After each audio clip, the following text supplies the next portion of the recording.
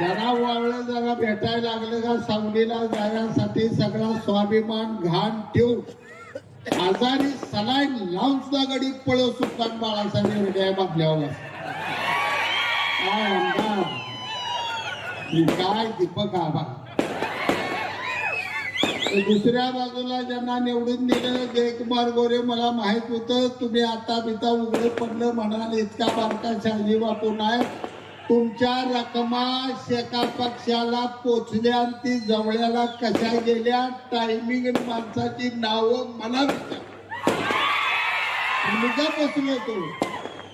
निवडणुकीआधी मला माहित होतं भाजपनं माझं कपाट बोललेलं आहे, पण मी शांत राहून काय बोललो नाही, टीका केली नाही. पराभवानंतर सुद्धा फडणवीस साहेब आवर्जून सांगतो मी भाजपवर आरोप केला नाही, पण भाजपने तर मदत शेका पक्षाला केली, मित्र तालुक्याला माहित होतं तरी आम्ही सहन केलं, कारण मित्र पक्ष आपला. आणि आज जुळवायचं सोडून तोडायचं करताय तुम्ही. कशासाठी तोडलं? काय माझा दुबा होता? प्रशांत परेकरची आमदारकी करायसाठी रात्रंदिवस भावा दोघं 3 महिने झोपलो नाही आम्ही. रणजित निंबाळकर निवडून आला पाहिजे काय म्हणून या उत्तम जानकरचं पाय धरलं मी.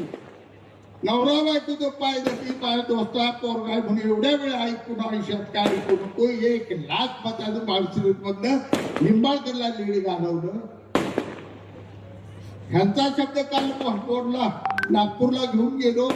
यांनी फडणवीस साहेबांचं ऐकलं नाही. 1.5 वर्ष त्या बाजल्यात मी चहा सुद्धा प्यायला गेलो नाही. एवढा प्रामाणिकपणा भाजपशी माझा असताना